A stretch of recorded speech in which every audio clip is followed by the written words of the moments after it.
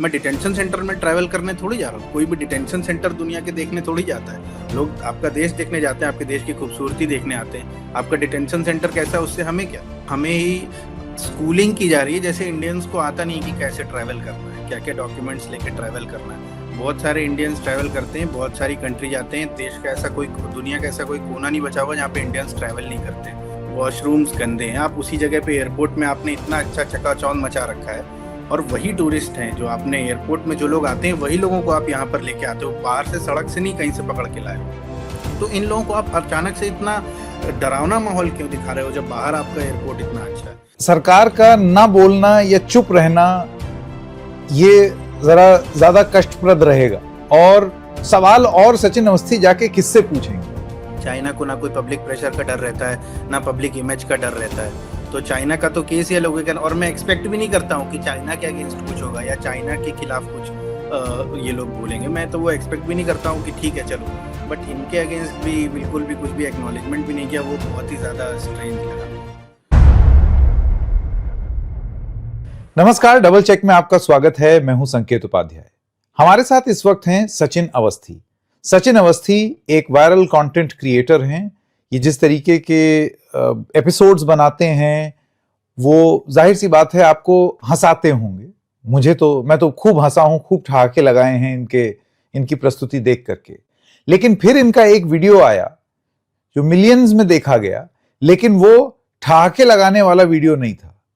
वो जरा दुखी कर देने वाला वीडियो था, क्योंकि सचिन अवस्थी ने अपना तजुर्बा बताया। हिंदुस्तानी पासपोर्ट ले जाकर के हिंदुस्तानी होने पर उनको एहसास कैसा हो रहा था जब वो कोरिया गए। चीज वायरल है, सब लोगों ने उसके बारे में पढ़ा जाना है। लेकिन जब से उन्होंने ये वीडियो डाला है तब से वो किस चीज से गुजर रहे हैं और उनके मन में क्या भाव आते हैं, आइए इसी के बारे में उनसे बात करते हैं। सचिन जी, आपका बहुत बहुत स्वागत डबल चेक में। Thank you sir, thank you. Sachin ji, मेरा सबसे पहला सवाल आपसे ये रहेगा कि आपके उस वीडियो डालने के बाद जिस तरीके की प्रतिक्रिया आई, आपके जो प्रशंसक हैं वो तो आपके साथ थे ही, लेकिन मैं मूल भाव या मूल भावना जानना चाहता हूं जिसने आपको ये प्रेरित किया, मजबूर किया कि आप अपना ये बहुत ही हॉरिफाइंग एक्सपीरियंस लोगों को बताएं। क्यों जरूरत महसूस हुई? सबसे पहले तो ये बात मिड दिसंबर की है। तो मैंने उस वक्त में इस सब के बारे में सोचा भी नहीं था कि ये जो मेरे साथ हो रहा है मैं इसके ऊपर कभी वीडियो बनाऊंगा। मेरा उस वक्त तो पूरा दिमाग इसी चीज़ में था कि कैसे भी करके मैं इसको भुला दूं ये जो हो रहा था, बिकॉज वो बातें बहुत जो भी सब था वो सब याद आ रहा था। पर उसके बाद मैंने ये सोचा कि अगर मेरे पास एक ऑडियंस है, अगर मेरा कोई दोस्त या मेरा कोई फैमिली मेम्बर होता तो मैं उसको तो ज़रूर बताता कि भाई उस जगह तो कभी मत जाना, या वहाँ पर ऐसा ऐसा होता है। तो क्यों ना मैं एक वीडियो बना के अपनी ऑडियंस को भी एक बार बता दूं कि ऐसा ऐसा मेरे साथ हुआ है। बाकी फिर आपकी मर्ज़ी है कि आपको उस इन्फॉर्मेशन के साथ क्या करना है। इसलिए मैंने सोचा कि एक वीडियो बनाकर बता देता हूँ। इससे पहले भी जेजू में तो नहीं, पर मैंने और दूसरी जगहों पर केसेस सुने थे, ऐसा हुआ था इन भारतीयों के साथ। तो मैंने सोचा कि एक बार अगर मेरे साथ हुआ है तो मुझे भी इस चीज़ को लोगों से शेयर कर देना चाहिए। सचिन जी, आपके इस वीडियो के बाद भारत सरकार की तरफ से, यानी कि India in ROK, Republic of Korea, South Korea में जो भारत का दूतावास है, उनकी तरफ से एक ट्रैवल एडवाइजरी आई है इंडियन नेशनल्स के लिए। संक्षिप्त में दर्शकों को यह भी बता दूं, जो लोग नहीं जानते हैं इस प्रकरण के बारे में, सचिन अवस्थी अपने परिवार समेत जेजू आइलैंड नाम की एक जगह पर गए जो रिपब्लिक ऑफ कोरिया में है, और उन्होंने जो एकदम बिल्कुल फन फैमिली ट्रिप होनी चाहिए थी, वो किस तरीके से एकदम नाइटमेयर हो गया उनके लिए, उसका विवरण उन्होंने किया है, जिसमें उनसे पैसे गिनवा लिए गए, उनको लगभग एक डिटेंशन कैंप में रखा गया, खाने को ढंग से नहीं दिया, और वो सोचने पर मजबूर हो गए कि ये क्या कसूर हुआ मेरा, ऐसा क्यों हुआ। ये मुझे सचिन अवस्थी जी के वीडियो में ये चीज समझ में आई। सचिन, अब मैं आपसे ये जानना चाहता हूं, ये जो स्टेटमेंट आया है भारतीय राजदूतावास का, रिपब्लिक ऑफ कोरिया का, advisory for Indian nationals travelling to Jeju Island, ये एडवाइजरी आपने पढ़ी है? इस एडवाइजरी को देख करके आपके मन में क्या विचार आते हैं, क्योंकि ये एडवाइजरी हिंदुस्तानियों को ही सलाह और सुझाव दे रही है। जी, मेरे मेरे कुछ पॉइंट्स थे उस पे। सबसे पहली बात तो उसमें कहीं भी एक्नॉलेजमेंट नहीं है कि कुछ ऐसा ऐसा हुआ है जिसके बाद हमें ऐसा बताना पड़ रहा है। उन्होंने सिर्फ ये लिख दिया है कि टाइम टू टाइम ऐसे केसेस हमें सुनने में आते रहते हैं। तो मेरा तो सबसे पहला मतभेद यही है उनसे कि अगर आपको टाइम टू टाइम ये सब केसेस सुनने में आते रहते हैं तो आपने कभी उनसे ये बोला क्यों नहीं कि आप अपने डिटेंशन सेंटर्स की हालत थोड़ा सा सुधारो। अगर आप किसी को वहाँ पर होल्ड करके रख भी रहे हो तो थोड़ी सी उनकी हालत आप सुधारो। ये मेरा पहला पॉइंट है। दूसरा, उसमें कुछ भी नई बात तो नहीं लिखी है, सारी बातें वही लिखी हैं जो सबको पहले से पता है। और उसमें तक नहीं लिखा है कि कैश लेके जाना है, उसमें भी लिखा है प्रूफ ऑफ फंड्स लेके जाना है और सफिशिएंट बैंक स्टेटमेंट्स और ये सब। फिर तब हम तो कैश भी लेकर गए थे, वो वहाँ पर देखा भी नहीं गया। तो दूसरा मेरा पॉइंट है, उसमें डिटेल में ये लिखा है कि अगर आपका अगर डिटेंशन होता है तो आपको सेम एयरलाइन से वापस भेजा जाएगा नेक्स्ट अवेलेबल फ्लाइट से। बट उसकी कोई सीमा नहीं है कि वो कब कब कितने दिन तक वो नेक्स्ट अवेलेबल फ्लाइट हो सकती है। क्योंकि मैंने अपनी रिटर्न टिकट बुक कराई थी कुछ दिन बाद की, तो नेक्स्ट डे की तो रिटर्न टिकट बुक करा के मैं क्यों जाऊंगा। तो नेक्स्ट डे की रिटर्न अगर उन्हें मुझे रिटर्न करना है तो उनकी जिम्मेदारी बनती है मुझे रिटर्न भेजने की। बट उन वहाँ की एयरलाइन कंपनी ने मेरे ऊपर दबाव बनाया कि मैं बहुत जो भी उनका इतना ज़्यादा महंगा टिकट खरीद के खुद से पैसे दे के वापस जाऊँ। ये उसमें कहीं भी मेंशन नहीं है। डिटेंशन सेंटर की स्थिति उसमें कहीं भी मेंशन नहीं है कि कैसी स्थिति होगी। आप अपना खाना भी नहीं खा पाओगे। आप अंदर आपको एक ग्लास तक नहीं मिलेगा पानी पीने के लिए। वहाँ पर लोगों को पानी पीना था तो पेपर के पाउच रखे थे जिसमें पुराने ज़माने में डॉक्टर लोग दवा बांध के पुड़िया बांध के देते थे, वैसे छोटे छोटे पाउच रखे थे वाइट कलर के। उसमें पानी पियो, इससे पहले कि वो गल जाए पानी पियो। किसी को अपनी दवाई खानी थी तो कोई फ्रूटी या किसी चीज़ की बॉटल लेके आया था तो दीवार में घिस घिस के उसको काट रहा था और वो बॉटल का ग्लास बना के लोग उसमें अपनी दवा खा रहे थे। कोई घर से कॉफ़ी पाउडर लेके आया था तो उसमें कॉफ़ी पी रहा था। तो ये सब स्थिति भी मेंशन करनी चाहिए उसमें। अगर आप नहीं ऐसा कर सकते हो तो आप एक स्ट्रेट वार्निंग इशू कर दो कि भाई वहाँ जाना, ये सब स्थिति वहाँ पर बहुत भयावह है, थोड़ा सोच समझ के जाइए। ये उन्होंने लिखा है। उन्होंने लिखा है हम कोरियन इमिग्रेशन का डिसीजन ओवरटर्न नहीं कर सकते। कौन, उनसे कोई भी नहीं बोल रहा है कि आप डिसीजन ओवरटर्न करके हमें एंट्री दिला दो। जिस देश देश के इमिग्रेशन पे ही हमसे ऐसा बर्ताव हुआ, हम उस देश के अंदर कदम ही क्यों रखना चाहेंगे। मेन सिर्फ मेरा उनसे पॉइंट यही है कि उसमें डिटेंशन सेंटर की आप स्थिति मेंशन करो, या अगर आपको अक्सर ऐसे केसेस सुनने में आते हैं तो आप उनसे बोलो कि थोड़ा सा भाई इसकी स्थिति सुधारो।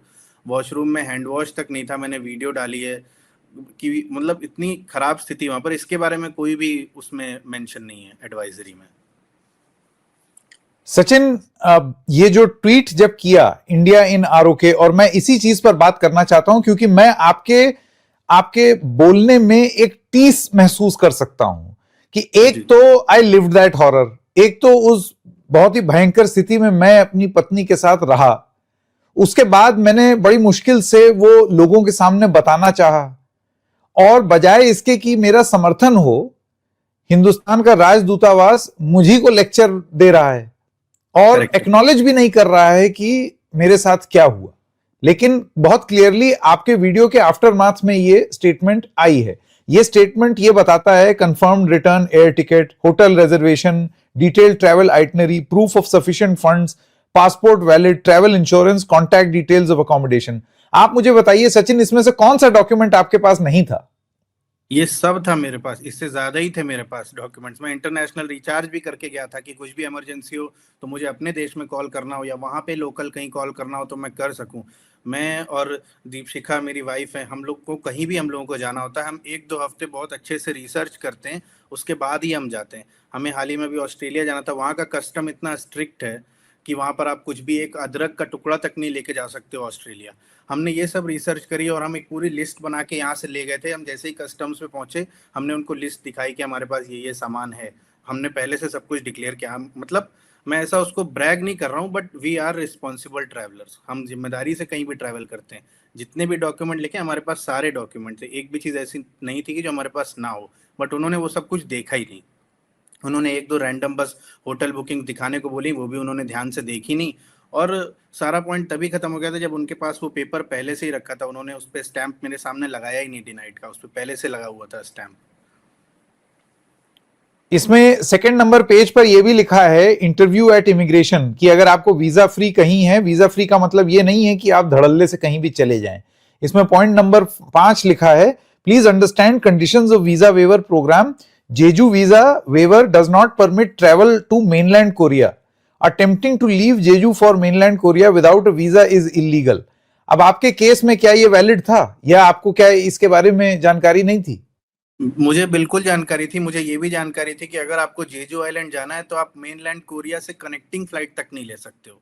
आपको फ्लाइट जो आपकी लैंड होगी जेजू आइलैंड वो किसी फॉरेन कंट्री से ही लैंड होनी चाहिए और वापसी भी आपकी किसी फॉरेन कंट्री से ही होनी चाहिए। मतलब किसी भी तरह से आप मेनलैंड कोरिया टच नहीं कर सकते। मुझे इस बात का पूरा ध्यान था। मेरी पूरी जो भी बुकिंग्स थी वो सारी जेजू की थी। मेरा रिटर्न टिकट भी जेजू से था। मेरे पास कोई भी ऐसा रीज़न नहीं था जिससे उनको डाउट होता कि मैं मेनलैंड कोरिया जाने वाला हूँ।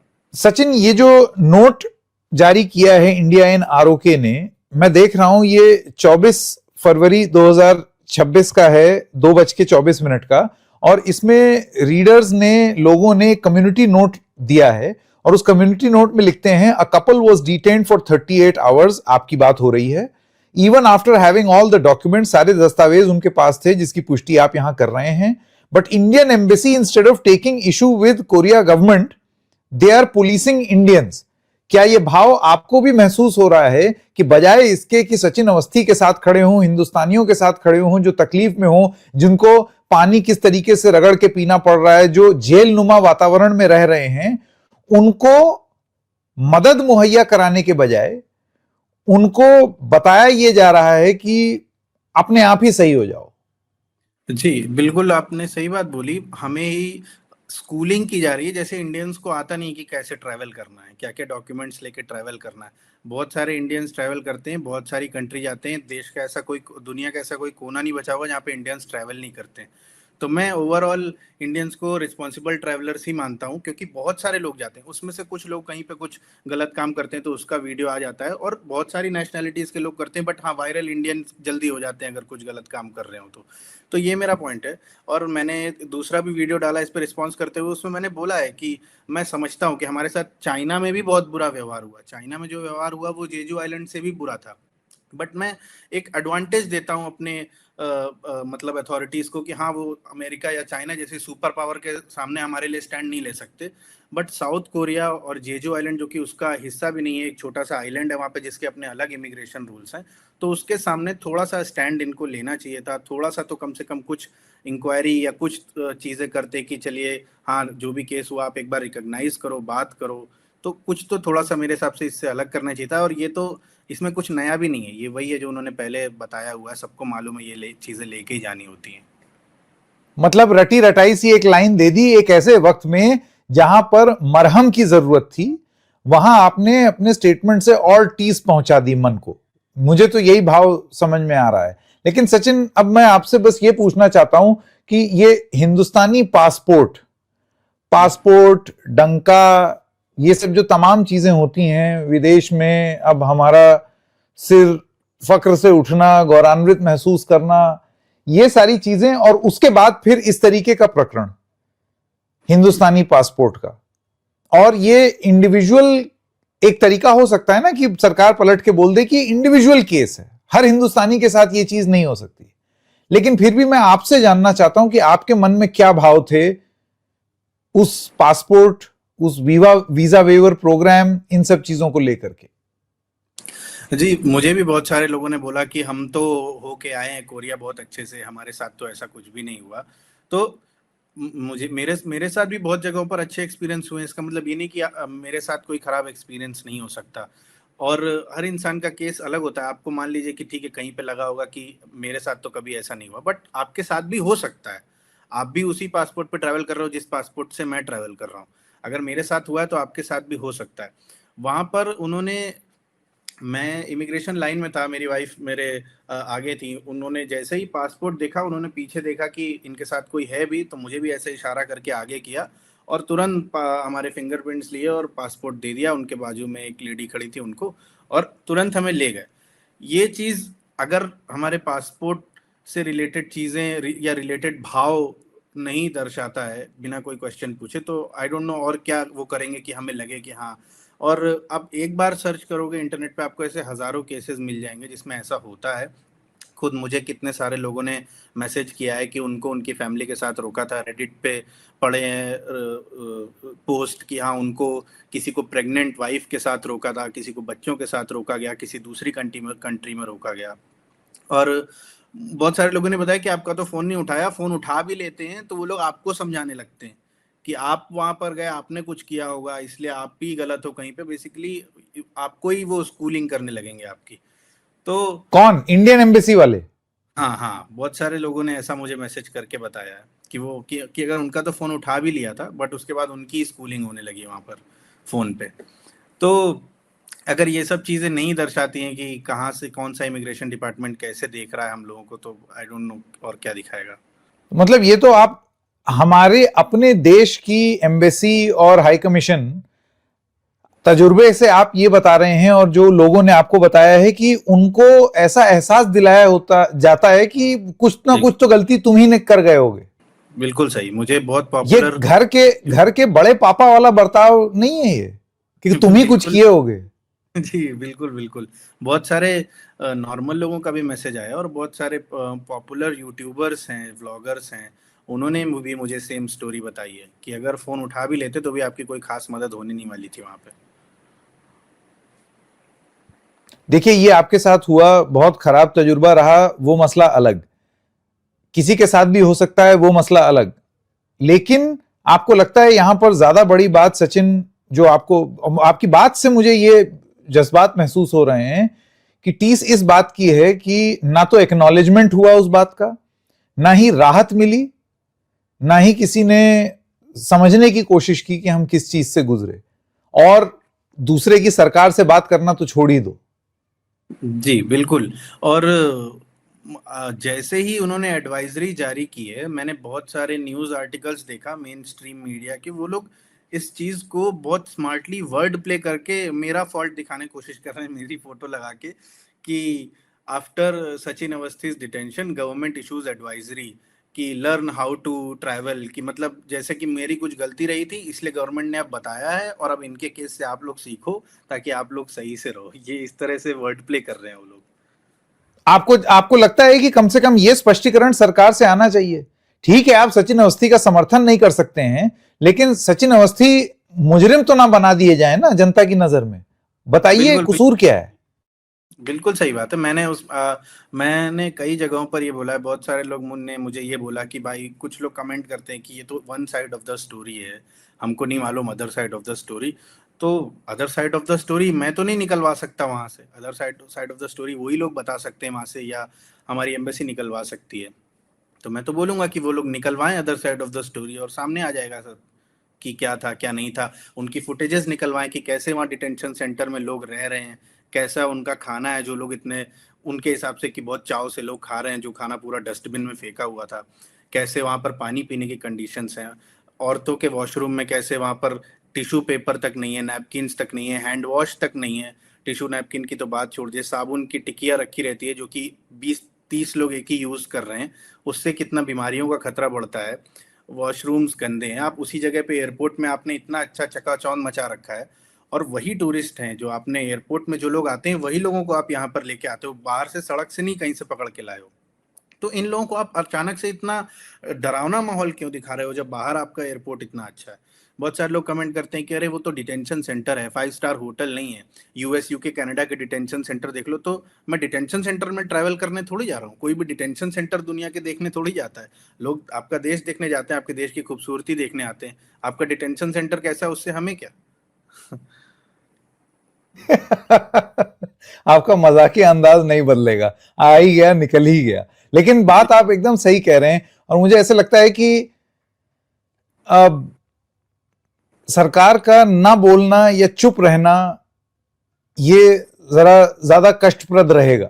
और सवाल और सचिन अवस्थी जाके किससे पूछेंगे? जेजू आइलैंड से तो पूछेंगे नहीं, ना कि कोरिया के राष्ट्रपति से पूछेंगे, अपनी सही ही बात है ना। सरकार से पूछेंगे ना कि आपने क्या किया है।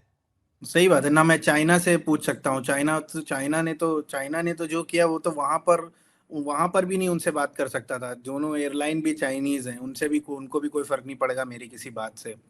चाइना को ना कोई पब्लिक प्रेशर का डर रहता है, ना पब्लिक इमेज का डर रहता है।